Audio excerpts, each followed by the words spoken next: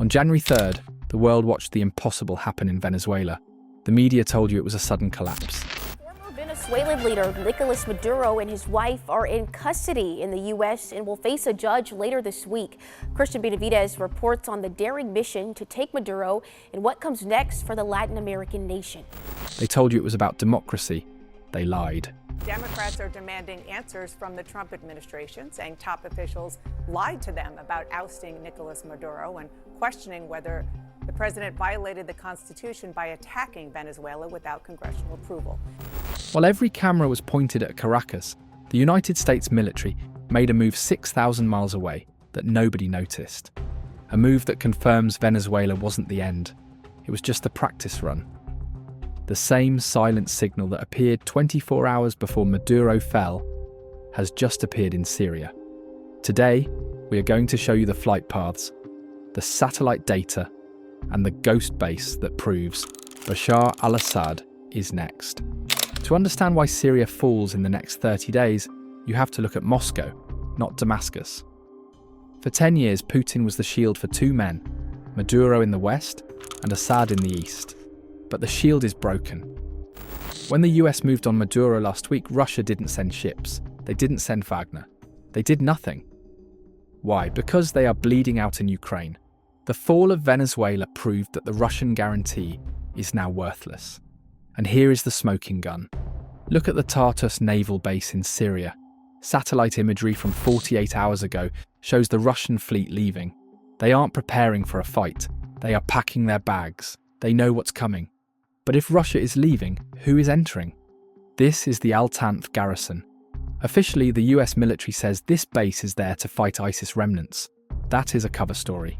Breaking news, the United States has launched an attack in Syria. Al-Tanf sits on the only highway that connects Iran to Damascus. It is the choke point. And on January 6th, 3 days after the Venezuela operation, local reports confirm that the US reinforced this base with heavy logistical equipment. Not combat troops, logistics.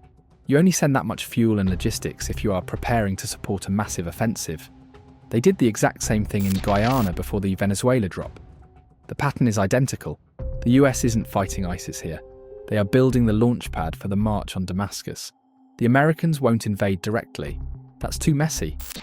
They need a local trigger, just like they used the Venezuelan opposition. Meet the people of Suwaida. In southern Syria, the Druze minority has been protesting against Assad for months. They are hungry, they are armed, and they hate the regime. Suddenly, in the last week, their communications gear got a massive upgrade. Coincidence? Or is the Venezuela model being activated? The timeline is accelerating. The Russian shield is gone, the American supply lines are open, and the internal rebellion is armed. Bashar al-Assad is currently the loneliest man on earth.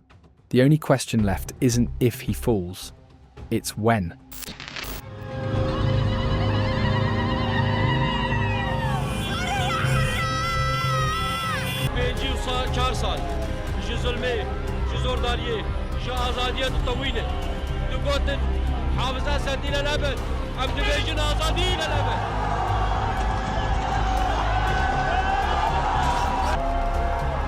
هذا النصر يا أخواني تاريخ جديد للأمة الإسلامية بأكملها.